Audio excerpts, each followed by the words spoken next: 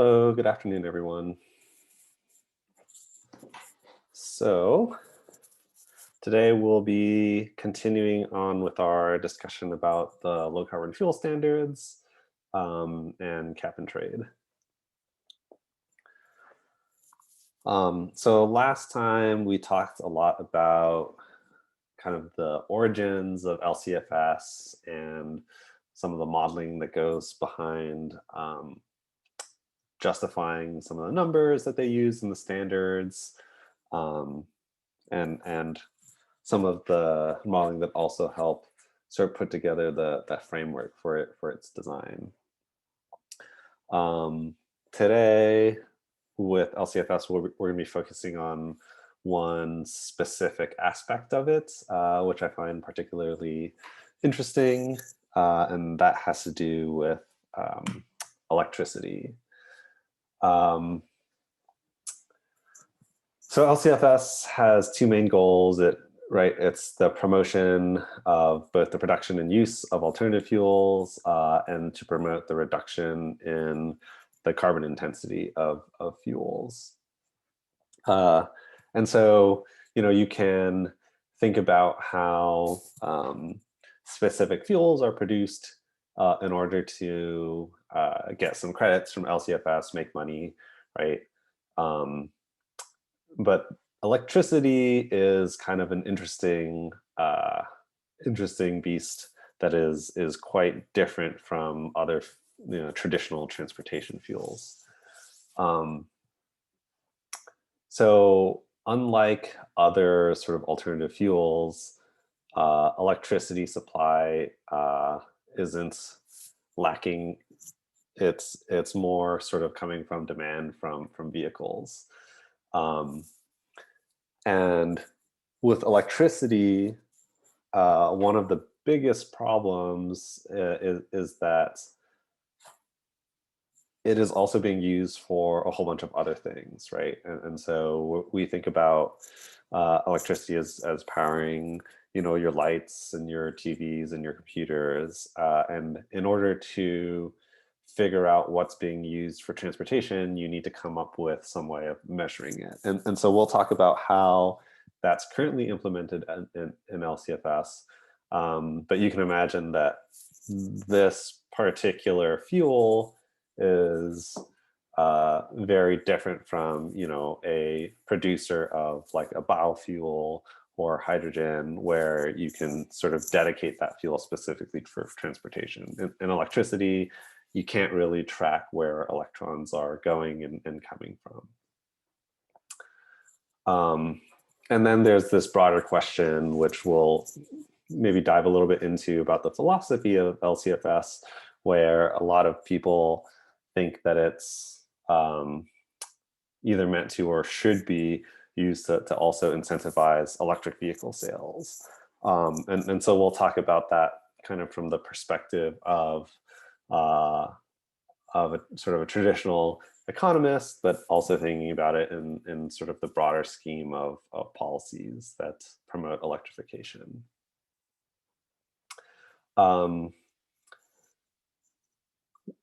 Because of some of these aforementioned issues about how you track the electricity use, it also brings into question, if you recall from last time, the regulated party, and who might that be. So for a alternative fuel producer, so someone who's making the biofuels, you could just you could pretty easily assign that to the producer or the refiner or the distributor, depending on how that sort of relationship exists. But for electricity, it's quite a bit more complicated, right? You've got providers at public charging stations, site hosts for the charging equipment, EV fleet operators, transit agencies, battery switch station owners, and even utilities. And the big issue here is that oftentimes a lot of these parties are going to overlap. And so what you don't want happening is everyone sort of claiming the same credits, right? In which case you'd be double counting for the electricity. So an example would be, if this vehicle is charging at a specific location, let's say in a residential neighborhood, what you don't want happening is, the automaker claiming credits for that electricity, and the service provider, so whoever owns that charger, also, asking for credits, and then the utility also asking for credits, right? You'd be sort of triple counting in that particular example. And so that's one sort of tricky aspect about the electricity use that you need to make sure to account for in order to not double or triple count.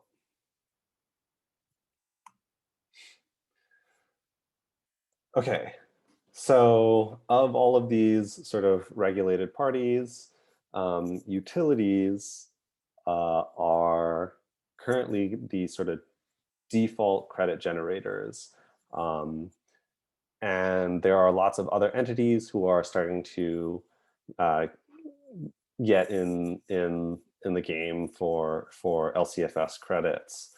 But a lot of the charging, especially the charging that happens at home, which accounts for the majority of sort of energy going into electric vehicles, is being claimed by utilities.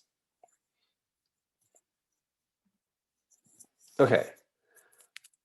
The way that credits are then awarded to these utilities is based on estimates.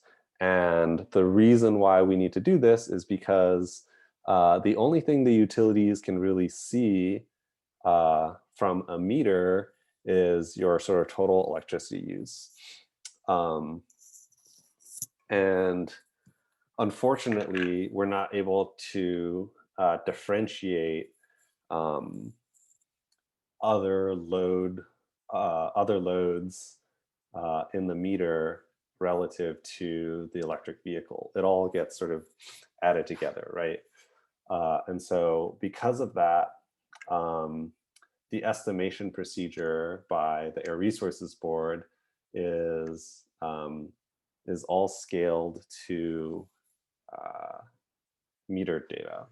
So this daily average electric vehicle electricity use is assumed to be equal for separately metered vehicles. So you have a small subset of vehicles in a utility territory where you can actually see what the electricity charging use is from electric vehicles. In the PG&E service territory, it's like less than 1% of vehicles. It's something like on the order of there's a couple hundred vehicles that we know are being charged on separate meters, and therefore you can say, okay, I know exactly how much electricity this charging is accounting for. And so they take that number and assume that that is how all the rest of the vehicles in their service territory are charging. And so you can extend that to all the non-metered vehicles. And let's see, I have, yeah. So these are the numbers. These are actually quite old, and this fraction is actually, this number isn't going up as fast as this number.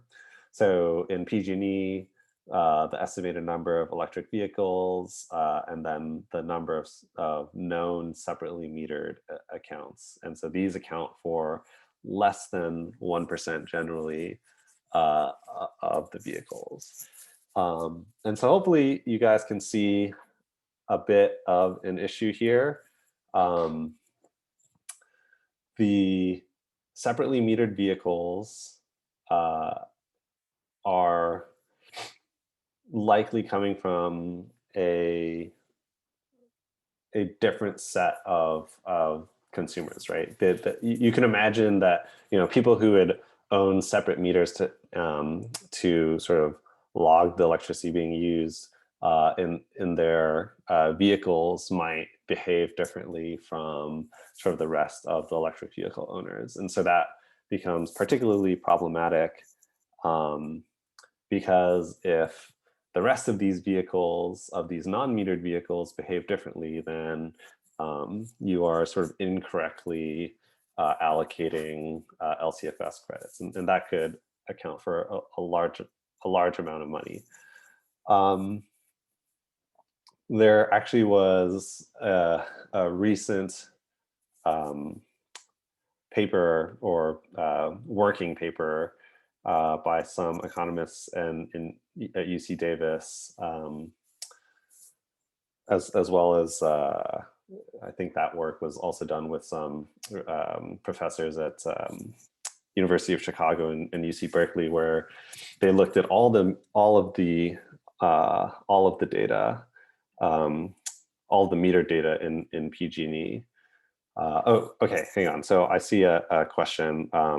So what's a separately metered vehicle? Yeah, okay. So I need to maybe clarify this. So everyone who's using electricity has a meter.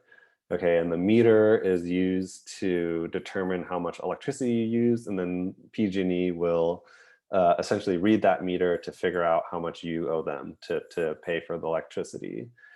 So the whole name of the game here is determining how much electricity is being used specifically to charge electric vehicles. The problem is that a meter doesn't differentiate how the electricity is being used. It just adds up everything in your household or in your apartment or whatever. And so in order to figure that out, how much electricity is specifically going into your vehicle, you need a separate meter.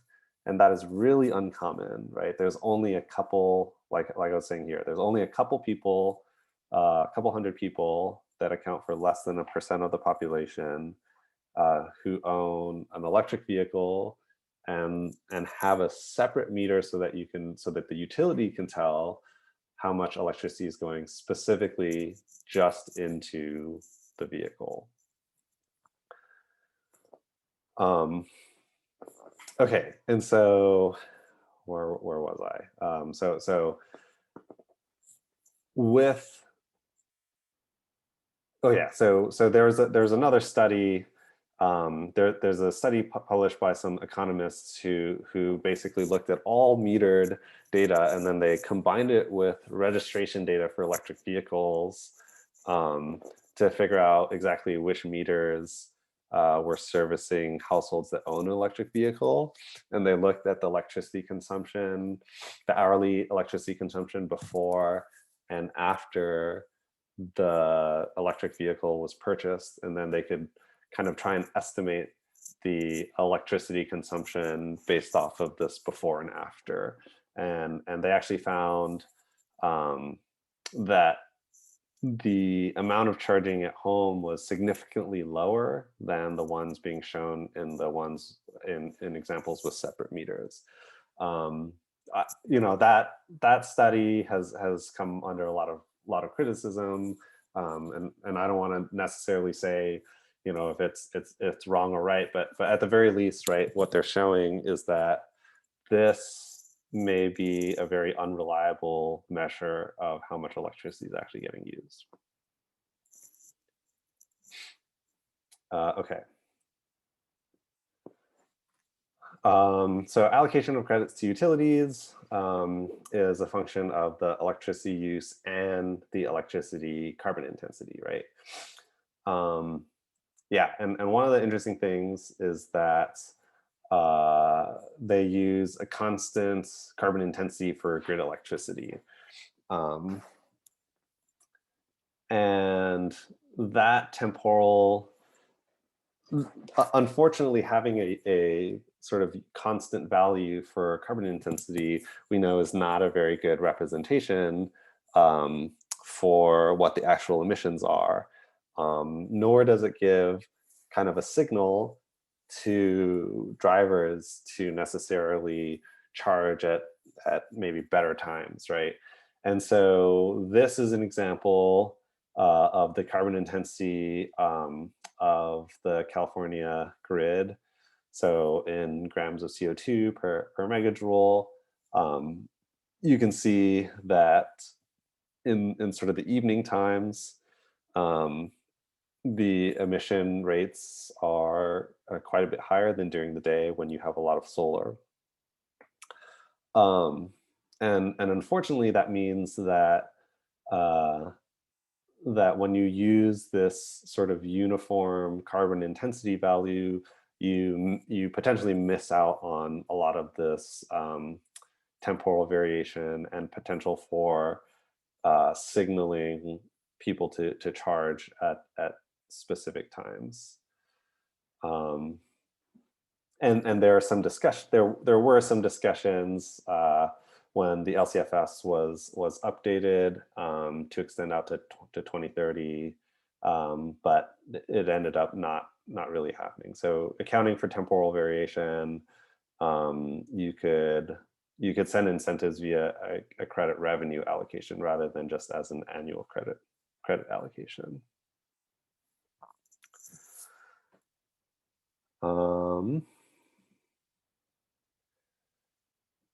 Yeah, and so here again, carbon intensity values of the certified pathways.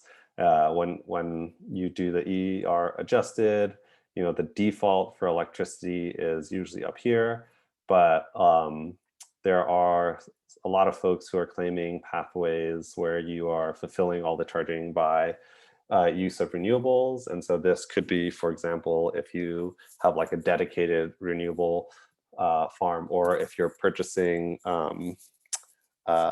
renewable generation credits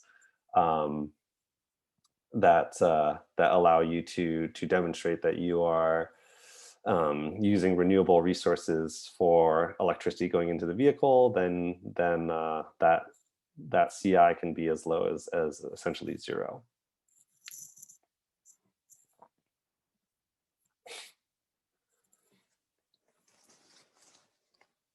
Okay, and so now there's this question of, for LCFS, the utilities get all these credits, right? And they essentially get a bunch of money through the LCFS market program. And now there's a question of how do utilities spend this money? And so the Air Resources Board and the California Public Utilities Commission have specific rules about how that money has to get spent, right? And again, this goes back to this thing about how electricity isn't just going to vehicles, right? With other types of fuels, you don't need these types of rules because, if you're producing hydrogen for transportation, well, then all of that money that you're getting presumably is kind of, furthering or sort of benefiting the specific producer that's making fuel, all these alternative fuels that comply with LCFS. But with electricity, utilities could be, in theory, they could just take that money and use it for something else. And so they have to have these specific rules where the credit revenues have to, quote unquote, benefit current or future EV customers. And they're also allowed to spend it on educating the public on benefits of EVs. And then they also have to provide rate options that encourage off-peak charging and minimize adverse impacts to the electric grid. And so this is a way of maybe indirectly getting to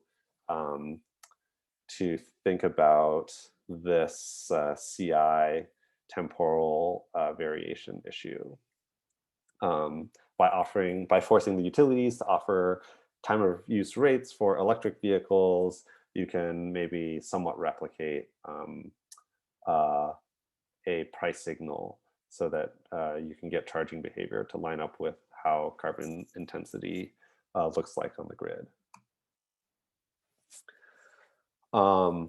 Investor-owned utilities must use credit revenues to reduce the purchase or lease cost of electric vehicles, or to apply an annual credit against customers' bills. which is not what ended up happening. Or utilities don't really do that. It can also be used to pay for charging infrastructure or to lower volumetric rates for electric vehicle drivers. Yeah, and so some of these are kind of interesting. You know, I take a particular view that you know, the way that LCFS works is if I produce or use this fuel, then I'm incentivized to do this through the credit mechanism, um, and that will encourage, you know, customers down the line to use that fuel because it's subsidized. It's It seems to me it's a little bit strange that that you're talking about reducing the purchase cost of electric vehicles for future owners that are generated from uh, that are essentially generated by existing users. So there's a bit of disconnect there. When I bought my electric vehicle, my utility sent me, you know, a one-time sort of check. Actually, I can show you this. Yeah, so utilities have these credit revenue distribution schemes. So you can get a $500 rebate from PG&E, a $450 rebate from Southern California Edison, or $200 annual bill credit from SDG&E. SMUD gives you a $600 rebate or a free level 2 charger. So this is kind of the way that utilities give the money back to the customers. So what is really interesting about this is that getting a one-time payment isn't at all how an LCFS policy should be structured, right? Because I'm continuing to use electricity. And so I've actually gone and calculated, okay, if I drive, you know, your average 10,000, 12,000 miles per year, how much electricity would that use and how much is that worth in LCFS credits? And so really I should be getting between $200 to $300 a year back over the entire lifetime of the vehicle. But they get to give you just this one rebate and then pocket the rest for, you know, presumably for other sort of EV promotion things like subsidizing purchases and that sort of thing. SDG&E seems to be the one that's kind of closest to how it should be working because they're giving you this annual bill credit, although it's not scaled at all to how much you use your electric vehicle. Yeah, and so, you know, a lot of this has to do with practical design decisions and how hard, again, issues related to how hard it is to track electricity going into the vehicle.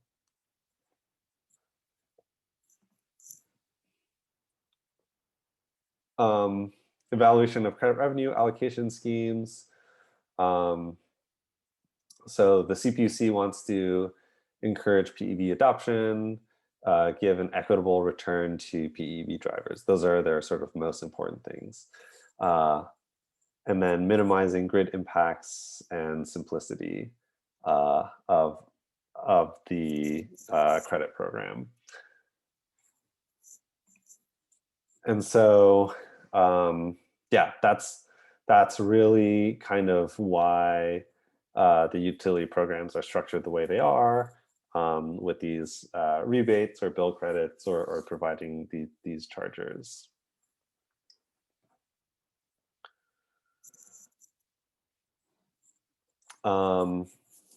There are a couple proposed allocation, or there were, during the sort of midterm review process, there were a number of credit revenue allocation proposals to think about how to better allocate the revenues being generated on the electricity side. One of the big ones is rebates point of sale. And so this is actually something that a lot of folks have been sort of fighting for, at least in California, for electric vehicles in general. The way that you receive incentives right now is at the federal level through a tax credit. So when you file your taxes for the year, if you had bought an electric vehicle during that year, then your tax liability would be decreased by the size of the tax credit. But you have to wait until you file your taxes to get that money. In California, the Clean Vehicle Rebate Program, so that program is a rebate. So after you purchase the vehicle, you file for the rebate and you get a check sent to you in the mail anywhere between a couple weeks to a couple months later.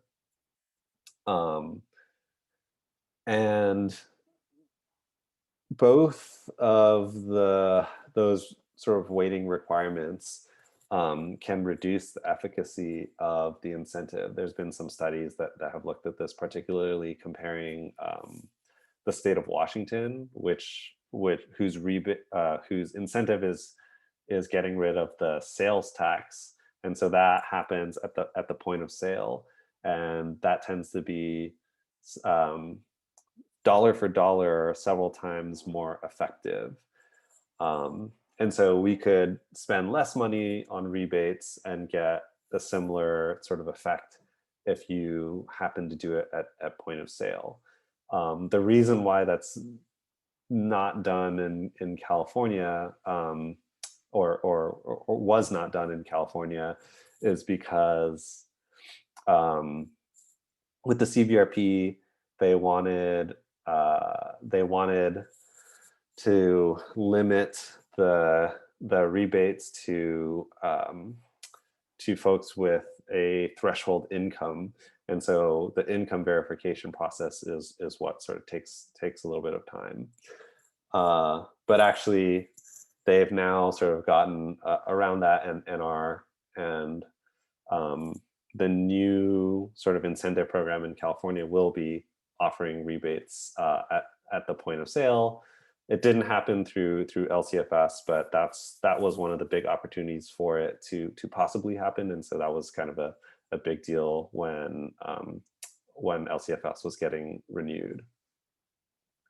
And I should say that, like, we're giving a lot of attention and time to this specific portion of LCFS, which kind of mirrors the sort of level of interest and effort in the midterm review, because electric vehicles have been so much more popular and successful than a lot of the other alternative fuel vehicles.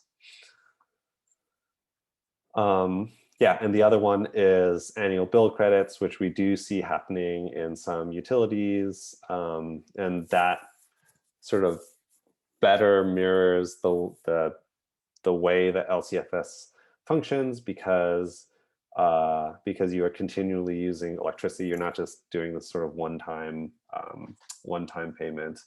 So it's calculated based off of the actual volume and load of the vehicles, rather than assuming some flat thing over the lifetime and giving this one-time payment.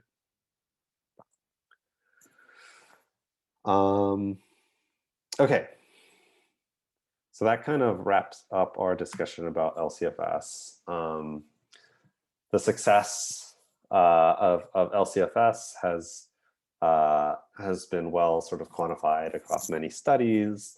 It was able to, reach its target of reducing the carbon intensity from transportation by 10%, and now we're sort of onwards to the next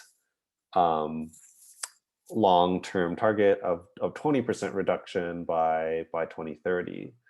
So this is reducing about 20 million metric tons of CO2 since it was implemented. and has also gotten a lot of benefits and improved air quality. Yeah, and I think that this policy in particular is unique because its design started through a really sort of successful scientific backed effort in creating it, whereas a lot of regulation may not sort of benefit from that same level of scientific rigor.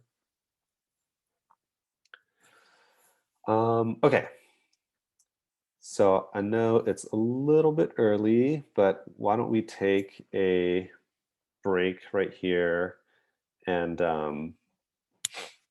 we'll reconvene in 5 minutes, and as we move on to talking about cap and trade.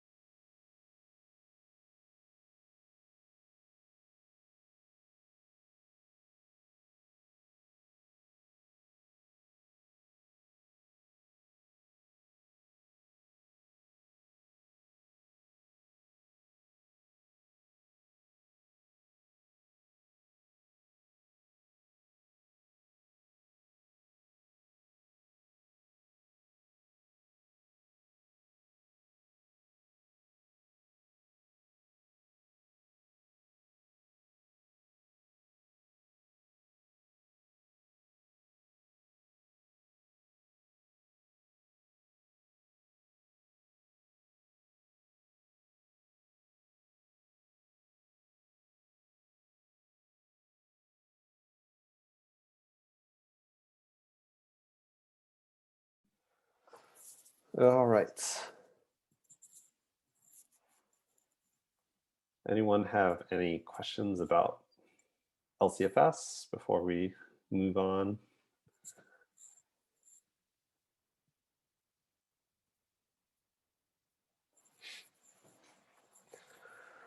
Okay, so the rest of the lecture will be talking about cap and trade.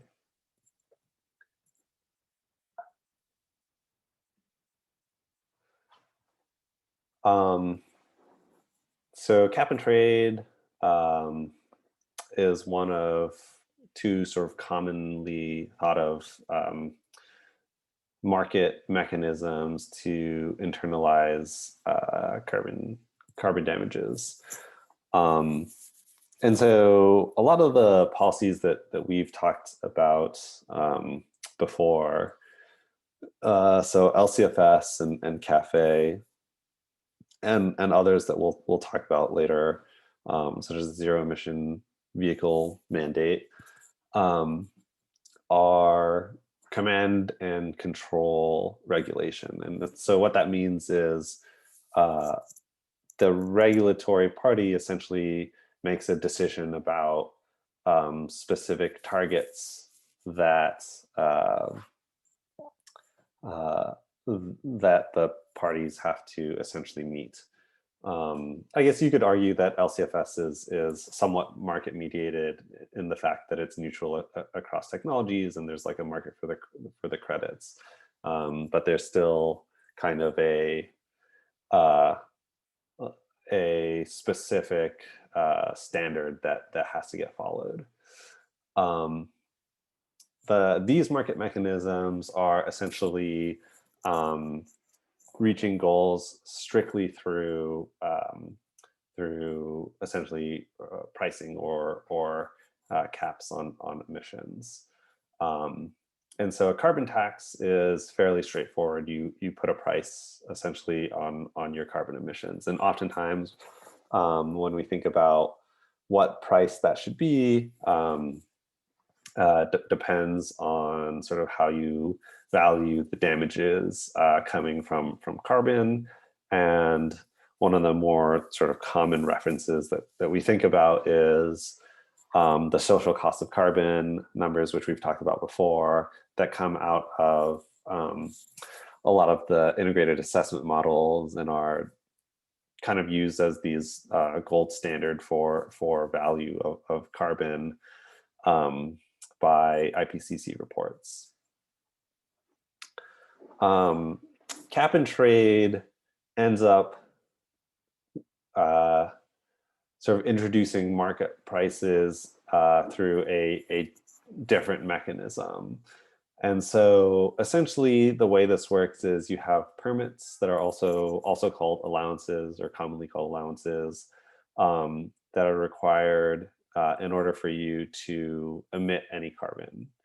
So anyone who's polluting has to hold permits equal to the amount of their emissions,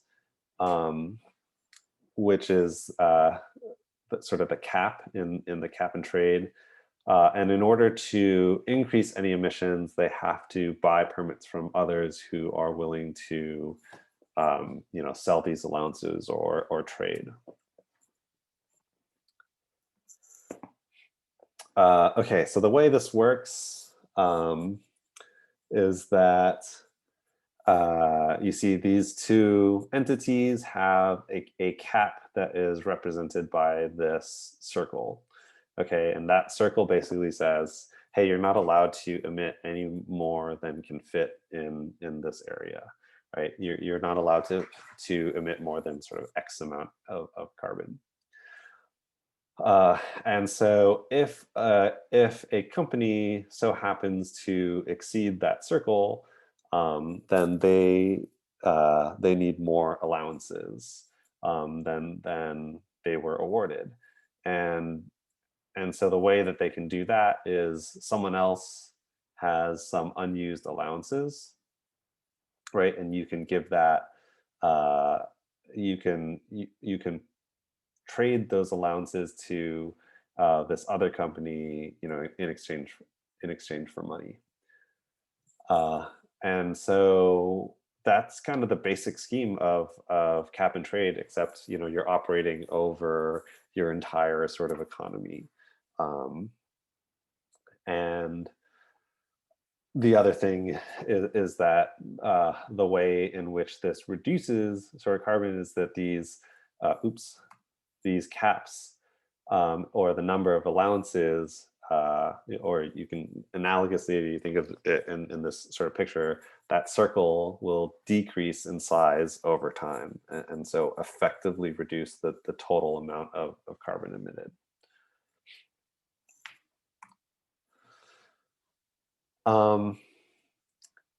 So California's cap and trade program. So again, this stems from California's long-term climate goals out of AB 32. And so, following AB 32, there was this whole plethora of policies that were passed, including LCFS, but also cap and trade. And the program officially ended up coming into effect in 2012. So you may have heard economists sort of argue that we need market-based mechanisms to sort of efficiently be able to reach our goals, because the market mechanisms tend to be technology neutral, and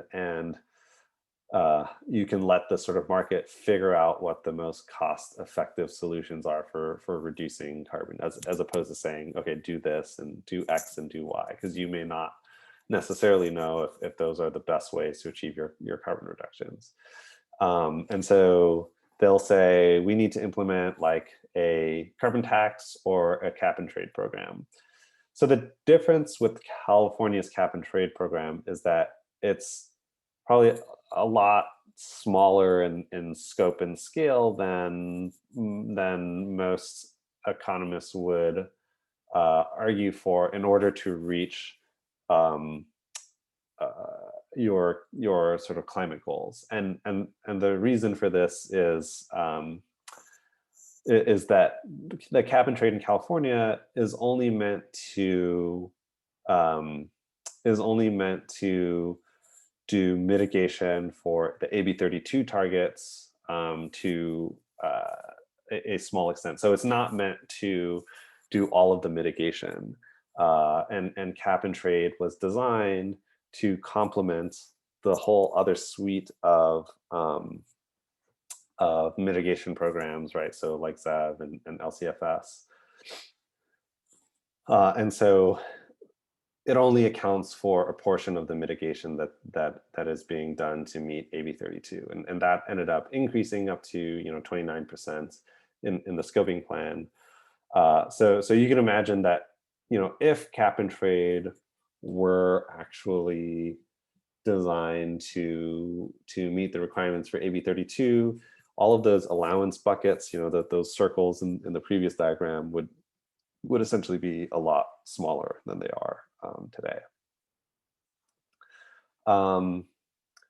In 2014, California and Quebec linked their cap and trade program. So there are a couple other places that have this. Ontario and Manitoba joined in 2015. We'll talk a little bit more about the significance of having joint cap and trade programs. So you can imagine that essentially the more regions that are doing cap and trade, there are some specific benefits of doing that. You're essentially working from a larger potential bucket of mitigation options, and so being able to trade with Canada to do your carbon mitigation will be, at the very least, as economically efficient as doing it yourself, if not more, right? That's sort of like at a minimum. And it also gets at this concept of leakages, which we'll talk about in a moment. AB 398 was passed in 2017, and it extended cap and trade through 2030.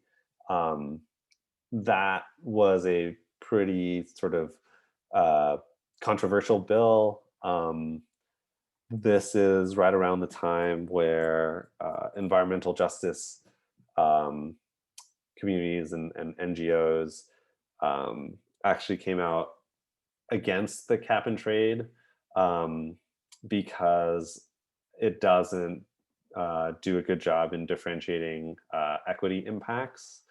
And so since then, yeah, and somewhat as a result of it, the conversation around how mitigation measures affect disadvantaged communities has become a much larger discussion in the sort of transportation, energy, and climate change realm in California, at least.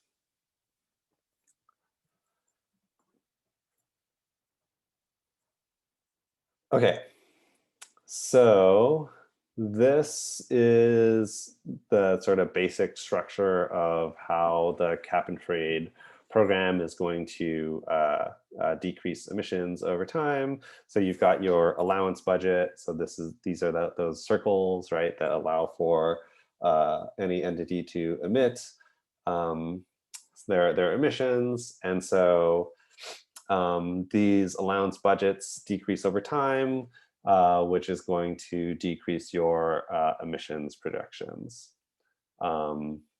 which is this red line.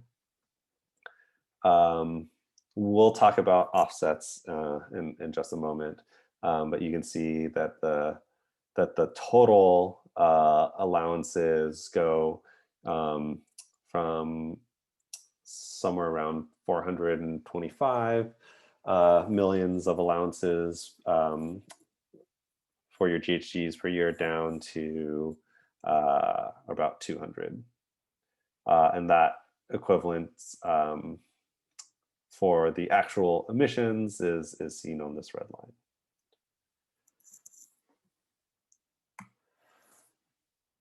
line.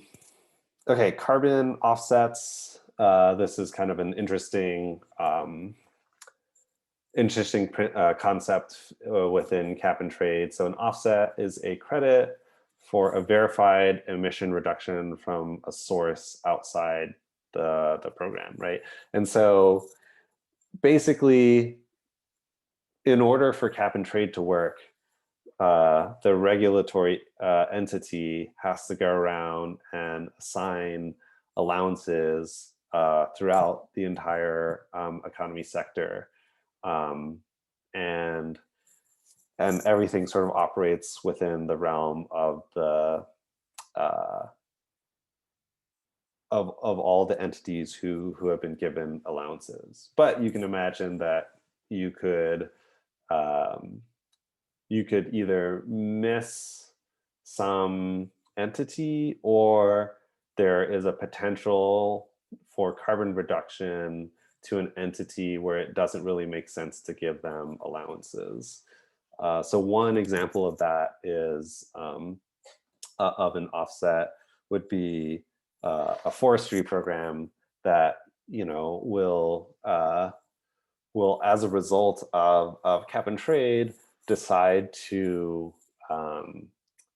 plant a bunch of trees, which will essentially uptake carbon dioxide over their lifetime, and thus sort of have a negative CO2 footprint. And so you can use offsets to cover entities that reduce emissions, but is not sort of formally within the cap and trade program.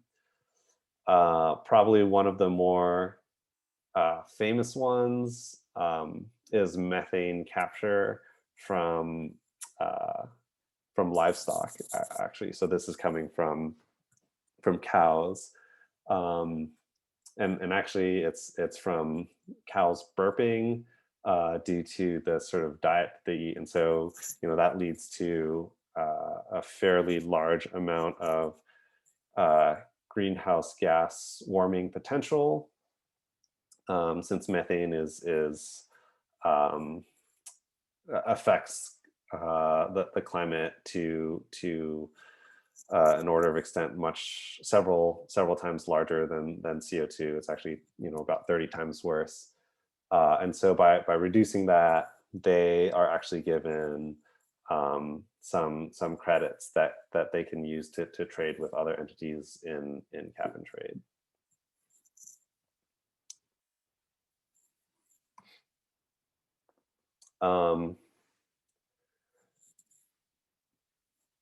The problem with a lot of the offsets is that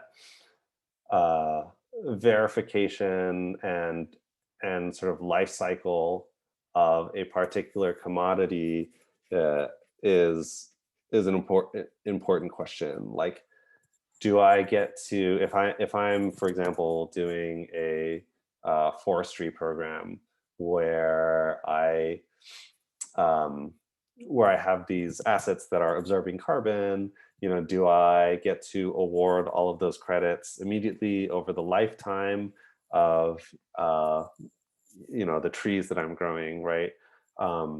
Or how can you guarantee that, for example, that the tree doesn't get cut down later for some for like lumber use, in which case you may lose some of the benefits that you might have been claiming.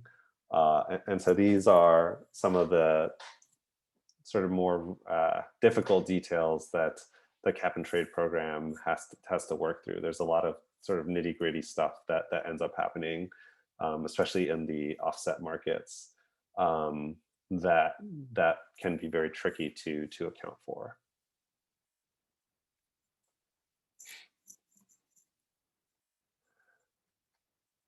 Okay, so like I was saying, this ends up by having these allowances be tradable, you end up creating an allowance market. And so there is a predetermined price floor that the allowances cannot fall below. And that sort of increases over time, and you can see sort of the evolution of allowance prices over time. So we definitely expect prices to increase over time, right? Because the way it's sort of indicating that you are efficiently mitigating or cost efficiently mitigating carbon. When cap and trade was first introduced, the people, you have all of these allowances available, and the ones who are mitigating carbon in the cheapest manner possible will drive down the prices of these allowances to have a lot more available. And as you go to more and more expensive mitigation options, right, as the caps decrease and put upward pressure on mitigation options, then you get your allowance prices continuing to increase over time. And so that's where you can see this sort of upwards trend happening.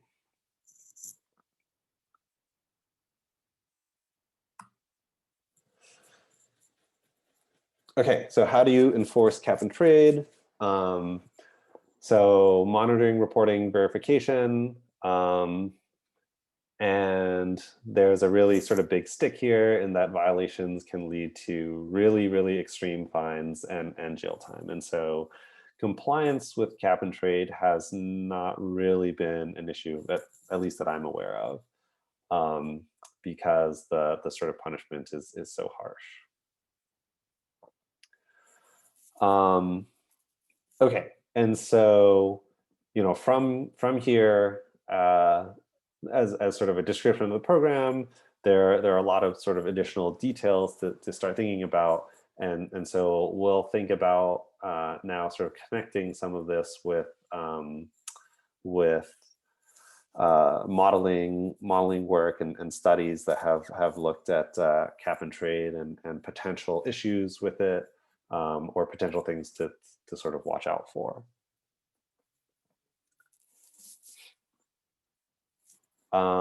Okay, and so probably obviously one of the big ones is that, you know, the whole point of the cap and trade is to reduce emissions. And so forecasting the effect of cap and trade on your mitigation and ability to reach specific emissions targets has been a sort of popular subject.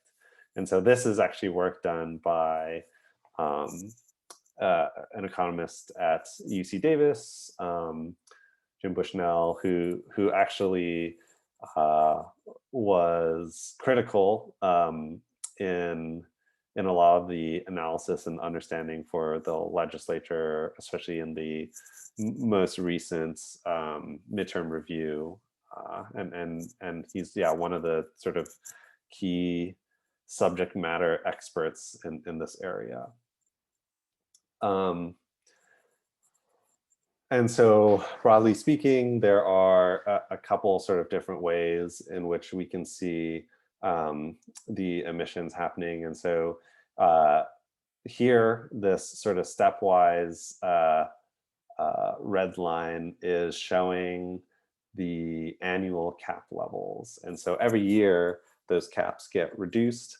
And as a result, in this sort of simulation, he was able to sort of demonstrate that the effect that we would see on emissions sort of in a base case scenario if you didn't have cap and trade, or in a large growth scenario.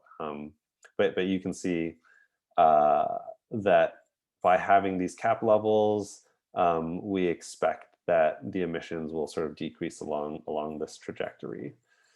And he's also able to look at distribution of what happens to allowance prices, and the sort of mapping of these two together is a really sort of nice way of understanding how the cost of mitigation sort of happens over time.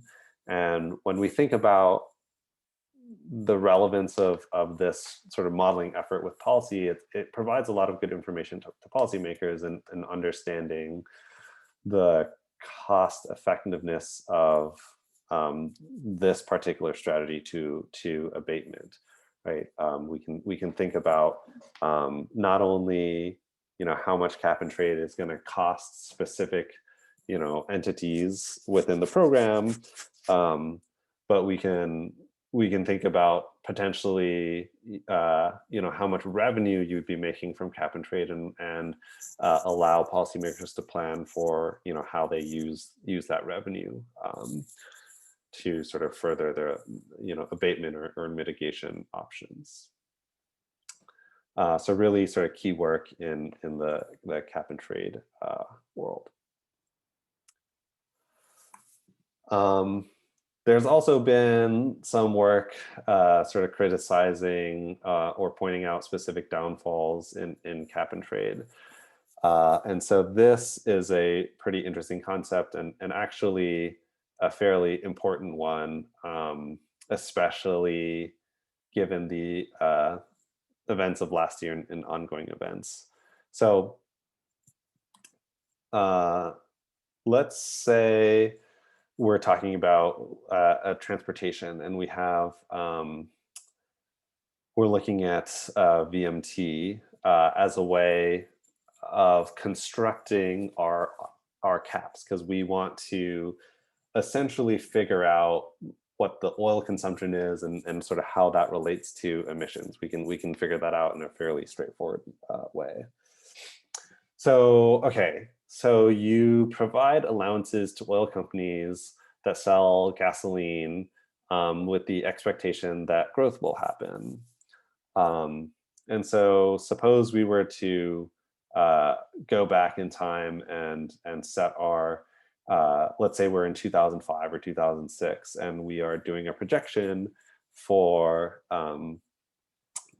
setting the allowances.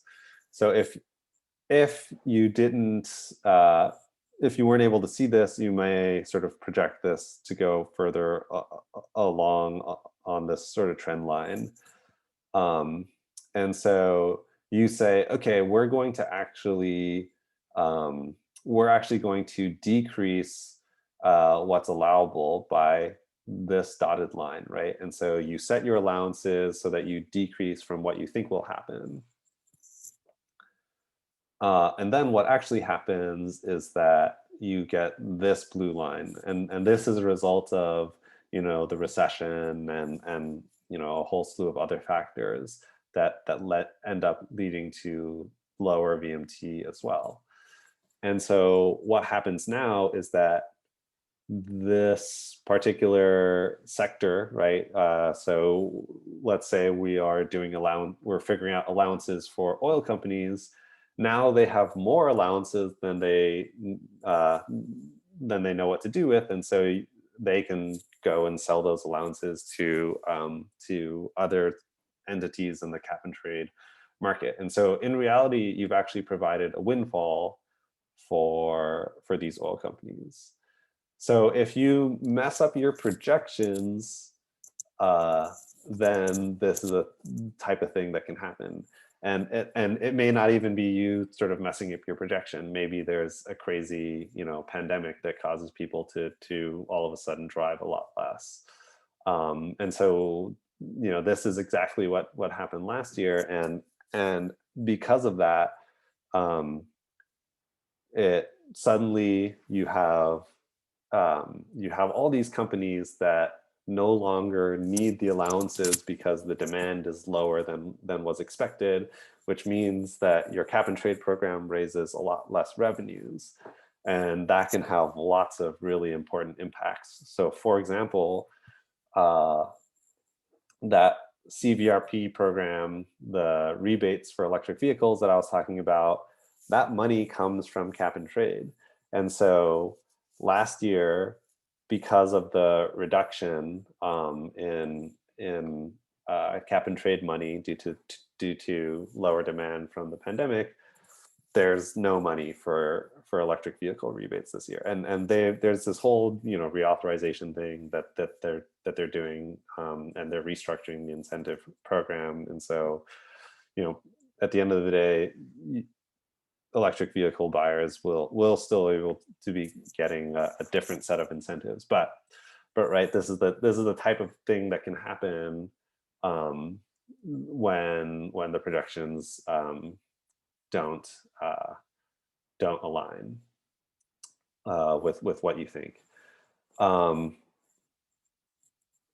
What some will argue, though, is that it's not a big deal because cap and trade is meant to hit a specific target, and if you're down here rather than up at this dotted line, you're still kind of beating your emission goals, and so who cares, right?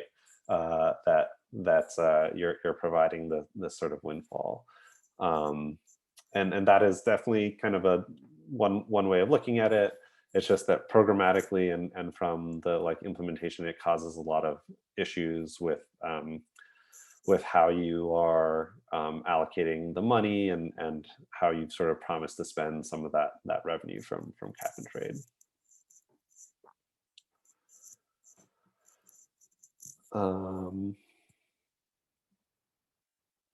Okay. Another sort of big issue is this idea of leakage. And this is the kind of classic example for some reason. Well, not for some reason, because I think this actually did happen, that folks talk about when thinking about the concept of leakage. So a cement producer faces the prospect of purchasing allowances to operate in California, right? This producer is given some amount of allowances, but then they need to, maybe purchase more. And so instead of paying for those allowances, the producer just moves production into a neighboring state. And that is, okay, so when this happens, what California will see is that, hey, this cement producer is no longer emitting in California. So we have achieved a big emissions reduction. But in reality, the net emissions are not reduced because Nevada, you're just displacing those emissions to Nevada instead of in California. And in fact, it could actually be worse, because if you cause a producer to move from California, which tends to have fairly strict emissions and pollution rules, you could actually make it worse by having the producer move to a state where a lot of those regulations are a lot more lax.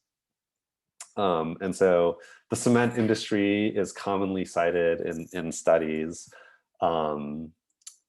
for why cap and trade will be a lot less effective when you're talking about doing it in just a small region. And so when earlier I was talking about how California joining up with some of these Canadian provinces is a good thing. Structurally, the larger the sort of cap and trade regional market is, the more you can avoid issues of leakage. Because if you imagine that it's not just California, but if all of the sort of Western states join together into a cap and trade market, then leakage would be a lot harder, right? Because now the producer couldn't just move to Nevada; they'd have to move all the way to Texas, for example. And so bringing in other states and other areas and regions into cap and trade will not only increase its efficacy, but potentially reduce problems like leakage.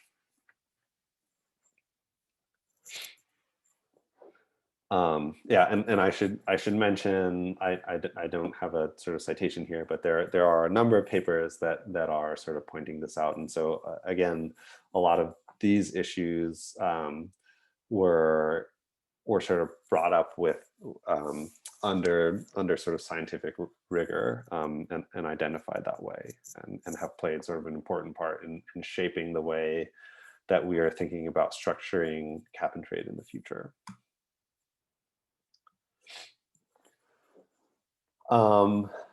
There is also an interesting sort of subset of leakage in the electricity markets, which we call resource reshuffling. And it's essentially the same concept, but it's thinking specifically about grid operation.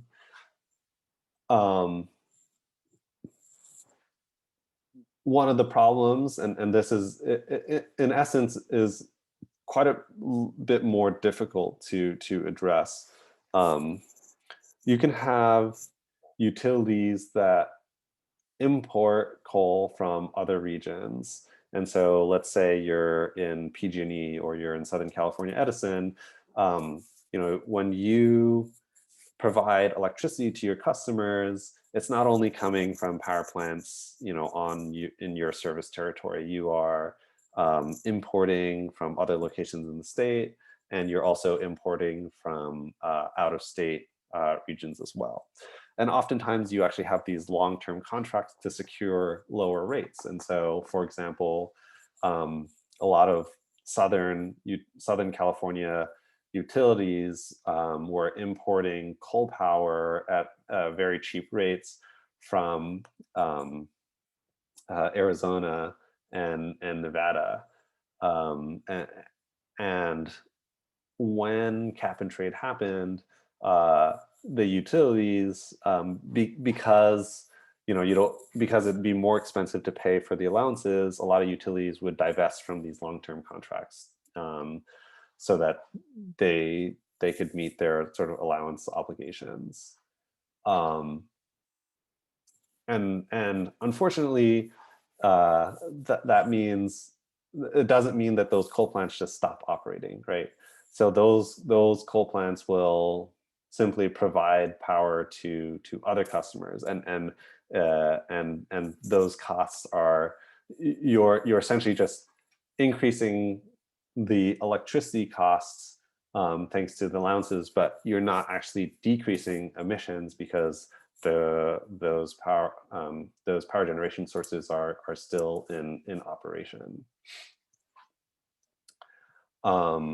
And it's just a matter of sort of resource reshuffling, as it's called, because now you are using other sort of potentially cleaner sources of electricity, but not actually stopping the operation of the dirtier stuff that you're saying you're not using, but someone else is.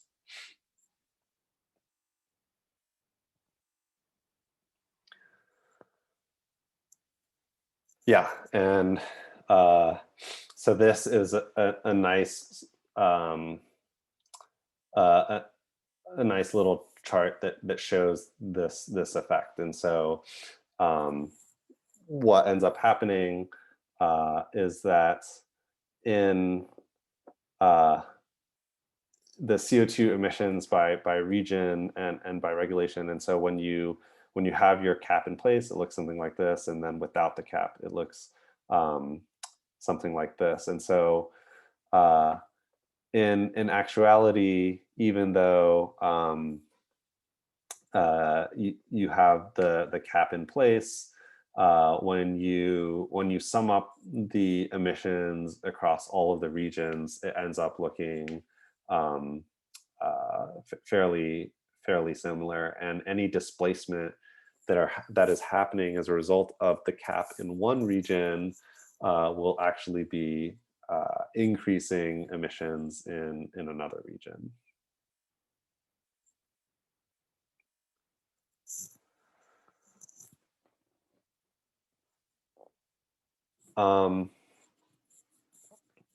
So oversupply is another issue to think about.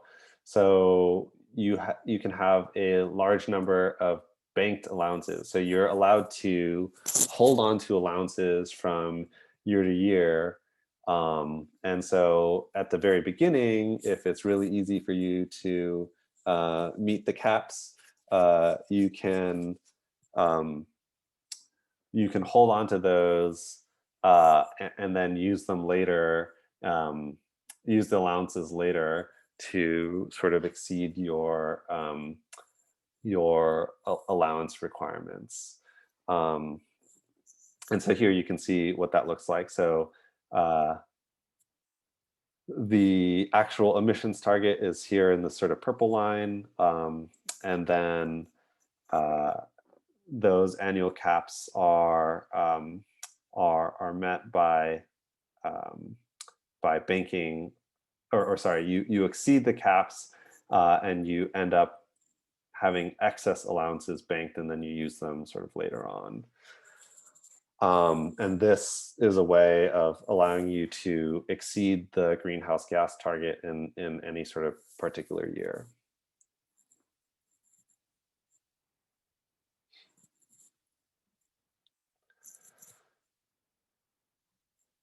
Okay.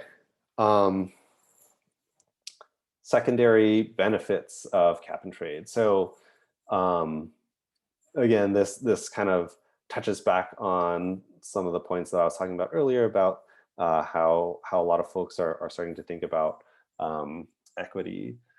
So greenhouse gas emissions are the result of combustion of fossil fuels, sort of most sort of generally. And anytime you're doing this combustion, you're not only emitting CO2, but you're almost certainly also emitting other sort of local pollutants, which may not be causing global warming issues, but could be causing local air quality issues that affect health. And so as a lot of interest started to happen in understanding equity impacts, one of the things that you can really look at is when the cap and trade program gets introduced, and you look at greenhouse gas emissions. You can also think about co-pollutants and how they affect regions close to that. And so what you don't want happening, is sort of reallocation of producers to areas that can affect sort of more disadvantaged communities or low income communities. And so what you can see here is a measurement of greenhouse gas producers within certain types of communities, right? And so this, if we break down, by race and ethnicity, communities that have predominantly sort of white populations versus people of color, the number of facilities within 2.5 miles, you can see that a larger number of those facilities typically indicates that that is happening in communities with people of color. And so I guess what you would want is for something like this to be sort of more uniformly distributed. Unfortunately, right, it doesn't look like that. And same sort of pattern for poverty levels, right? You tend to have more of these facilities located in generally lower income regions. And there are lots of historical reasons and social and economic reasons for why this happens. But what it also means is that when you enforce cap and trade and you have all these facilities trying to reduce their emissions, you're also kind of disproportionately benefiting a lot of these communities. And so you get this really sort of powerful secondary benefit from cap and trade, where in fact, there are some studies that actually show the pollution reduction benefits are actually a lot larger than the carbon reduction benefits that you see in these types of programs.